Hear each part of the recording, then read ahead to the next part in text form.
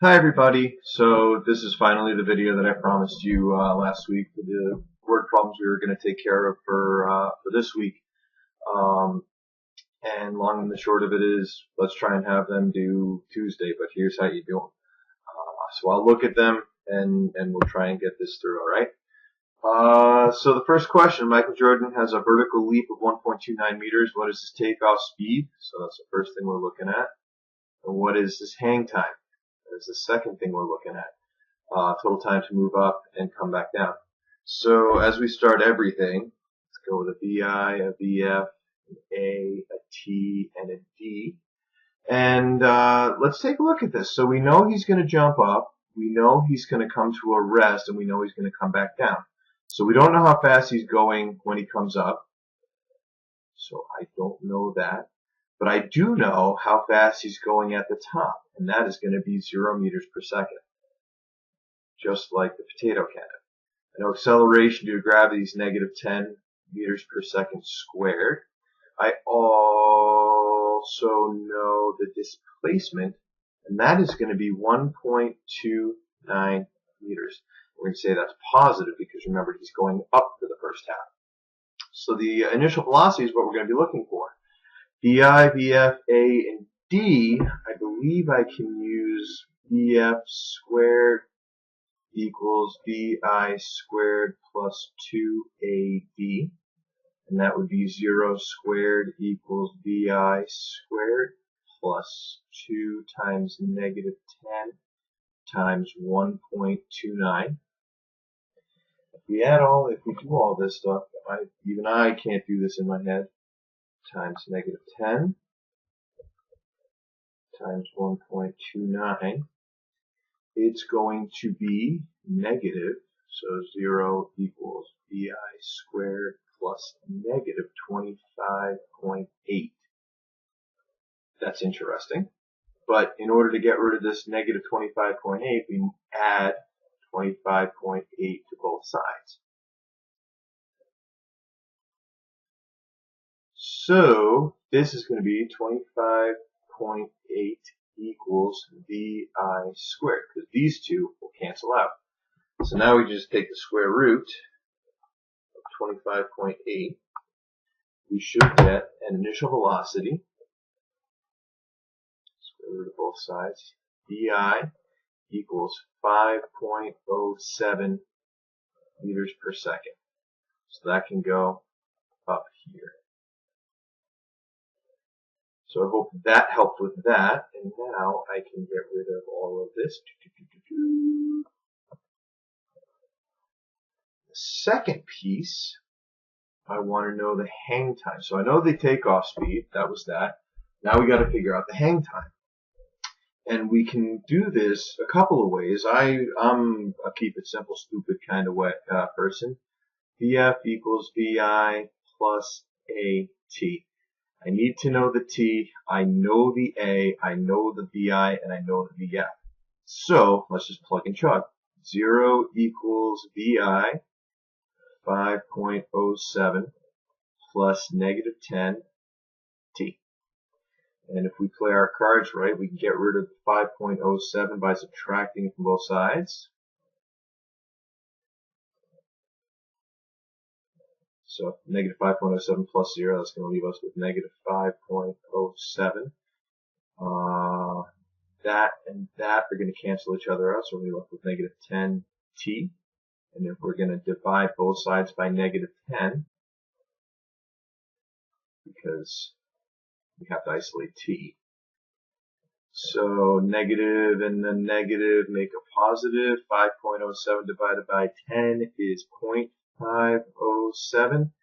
But remember, that's just the time going up. Remember, the VI was 5.07, the VF is 0. So he goes up, and that takes a half a second, about. He's got to also come down, so that's going to take another half a second, about. So 0.507 times 2, because we're going to multiply that by 2 for his total hang time, is going to be 1.014 seconds. So that is how you deal with the first question. Hope that helped. Let's go on to the second part. 9. A plane has a takeoff speed of 88.3 meters per second, requires 1,365 meters to reach that speed. Determine the acceleration of the plane and the time taken to do something. Let's see if I can. To reach that takeoff speed. So one more time, as we're going to do all the time, let's just get a VI, a VF, an A, a T, and a D. And let's figure out what we already know. I don't know my VI. I don't know my V. Oh, I do know my VF. It's 88.3. Because that's what we're trying to figure out. How long does it take the plane to go from some speed all the way up to 88.3 meters per second? We know the displacement is 1,365 meters because it's in meters. Determine the acceleration of this plane and the time. So we're looking for A and T. So we'll be able to do one of those at a time. I still don't know the initial velocity of the plane. And the issue with this is we have to think logically about this. How fast is a plane going when you get on it? I hope it's not moving. Then it taxis out to the runway, and usually it will just hang out there for a few minutes and wait its turn. So we can assume that the plane's initial velocity from the time it starts is 0 meters per second. And then it'll start rolling and giving speed and going, and then finally, we hope it'll take off. So, the questions we have to answer is what's that acceleration and what's that time. I hope that made sense why it's 0 meters per second for the initial velocity. So, what can we do? VI, VF, A, and D, or VI, VF, T, and D? Let's go with, let's figure out time first. We can figure out the acceleration later. So VI, VF, T, and D. D equals VI, squared. Nope. VF equals VI plus 2AD. Nope. Actually, why don't we just go with that first? We'll figure out time later. So let's see. VI, VF, A, and D. See, even I have to think about this. VF squared equals VI squared plus 2AD. 88.3 squared equals 0 squared plus 2 times whatever that A is times 1365. 88.3 squared is, big number, 7796 equals 2A 1365. Now I can also rewrite this by doing this. 2 times 1365 times A. And now I can just distribute this 2 to the 1365. So 2 times 1365 is 2730. A. 7796. Now I got to divide both sides and isolate A by 2730. 2730. Gone, gone. A equals 7796 divided by 2730. 2.85 meters per second squared. So there you go with that. Meters per second squared, naked number, but so now I know most of everything. I still need to know the time it takes. So let's get a marker up here. Now I know VI, VF, A, and D. I love to keep things simple. VF equals VI plus AT. I think this is the easiest equation we can use. So 88.3 equals 0 plus 2.85 times T. 88.3 equals 2.85 T. Now what? Divide both sides by 2.85. 88.3 divided by 2.85. Let's call it about 31 seconds. T, those cancel out, equals, it's technically 30.98 seconds, but call it 31 seconds. And that's about right. I mean, anytime you take off from Logan Airport, it takes about half a minute from the time you get going till the time you actually lift off. So, there you go. Hope that helped. Next up, a dragster accelerates to a speed of 112 meters per second over a distance of 398. Determine the acceleration of the dragster. So, once again, I'm going to go through this. I know my displacement is 398. I don't know my time. I don't know my acceleration. I do know it accelerates from something to a speed of 112. So we're going to put 112 as my final velocity. And I guess once again, if it's a drag race, last time I checked, drag races, you stop and then you hit the gas and go. So I'm going to say that the initial velocity must be 0 meters per second. And if I only want the acceleration, I don't need the time. So now VI, VF, A, and D, let's go with the old squared equations. VF squared equals VI squared plus 2AD. 112 squared equals 0 squared plus 2AD, which is 398. 112 squared, big number. That's the issue with these. You always get pretty big numbers. 12, 5, 44 equals, and I'm just going to save the step here, 2 times 398A. All I did was switch the A and the 398 spots, so I can see very easily 398 times 2, 796. So 12, 5, 44 equals 796A. To isolate A, divide both sides by 796. A is going to be, drumroll please, 12, 5, 44 divided by 796. 15.7, call it 6 meters per second squared. So there you go with that one. Spudzuka has a hang time of 8 seconds to determine the velocity which the projectile was launched. One more time. VI, VF, A, T, D. I am going to just go through this and not explain too much because we did it for the past 2 days in lab. We know if it had a hang time of 8, up and down was 8 seconds, so we know the time going up was 4 seconds. And we know at the top the velocity is 0. We're looking for the initial velocity. We know the acceleration is negative 10 meters per second squared.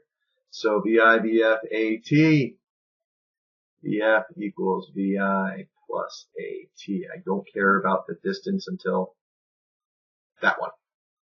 But we're on this one. So the VF is 0 equals VI plus negative 10 times 4. Negative 10 times 4 on a good day is negative 40. Plus VI, VI minus 40 equals 0. Add 40 to both sides. Plus 40. That goes away. VI equals 40 meters per second. Next. Same Spudzuka, so must be the same numbers we're dealing with. So last time 40, 0, negative 10, and 4. 40, 0, negative 10, and 4. And we are looking for the displacement. So VI, VF, A, D, and we're looking for a D. I just say VF squared equals VI squared plus 2AD. You can do it with D equals VIT plus 1/2 AT squared. If you did, you should get the same answer. So 0 equals 40 squared plus 2 times negative 10 times the displacement, because we're looking at how high it goes in that 4 seconds, and then also how far it drops in that 4 seconds. So 40 squared, I shouldn't have to do this, but I will. 1600, 1600.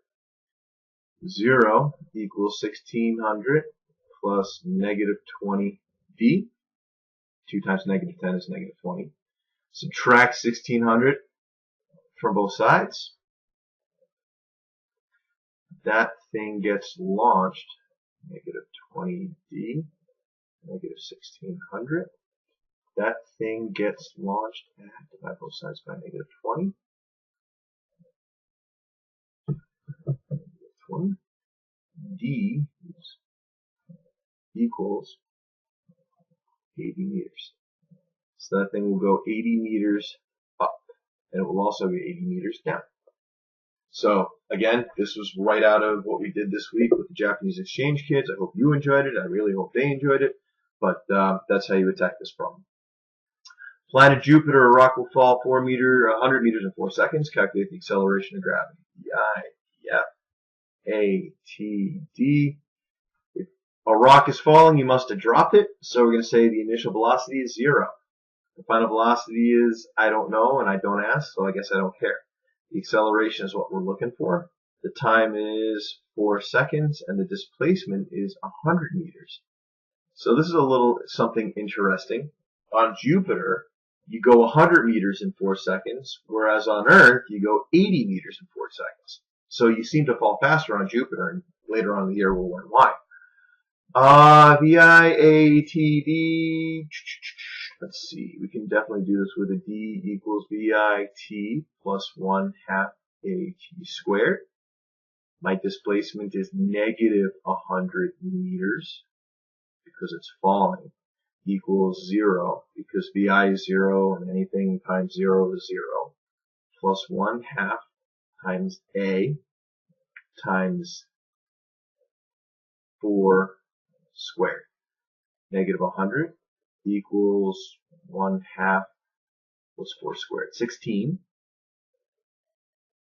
times A. All I do is switch these two just to keep my thing straight in my head. So negative 100 equals 8A. Divide both sides by 8 to isolate A. Negative 100 divided by 8 should be negative 12.5 meters per second squared. And I hope you know why it's negative. And the answer is because it is accelerating down. So there you go with that. And finally, this is the tricky one. Student drops my favorite lava lamp from a height of 1.5 meters. If the student's reaction time is 0.35 seconds, will they be able to catch the lamp before it hits the floor? There are 2 ways to do it, and I will show you one, and we can talk about the other one in class. But you can solve for 2 things. First off, I tell you we're dropping it, so we know the initial velocity is 0, and we don't care about the final velocity. We also know on Earth, because that's where my students are, as are my lava lamps, the acceleration is negative 10 meters per second squared. Here's the issue. I give you a time, and if you use this time, you're going to figure out how far the lava lamp drops in that time. If you use the distance, you will figure out the time it takes a lava lamp to drop that distance. And then you can go back and look and compare those quantities. So for me, I'm going to go ahead and just figure out using the distance. So we're going to plug in here 1.5 meters negative because it's going to fall. And what we can do with this is use the displacement formula. D equals VI T plus 1/2 AT squared. And this will all make sense as we go through it.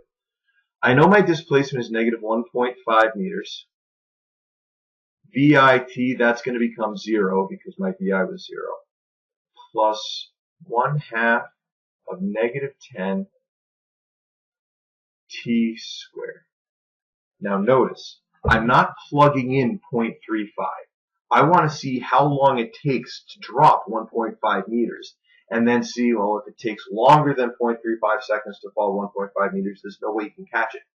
If it takes less than 0.35 seconds, you should be able to get your hands under it and catch it. That's the whole point of giving you the reaction time. So let's see. 1/2 of -10 is -5 t squared, -1.5 meters. So divide both sides by -5. We should end up with t squared is 0.3. So this is a start. I got a positive number, and I now don't want t squared. I want t, so I got to take the square root of both things. Square root of 0.3 is 0.54 seconds. So here's what you can think about. In order for the lava lamp to drop 1.5 meters, it takes 0.54 seconds. It takes you 0.35 seconds to catch it.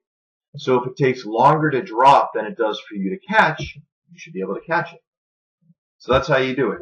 On the other side, you can basically do the same thing with a different equation and use 0.35 seconds and figure out how far it drops in 0.35 seconds. I think it drops like 0.8 meters in 0.35 seconds. Don't quote me on that, but if you do it, you should come up with an answer, a displacement of less than 1.5 meters.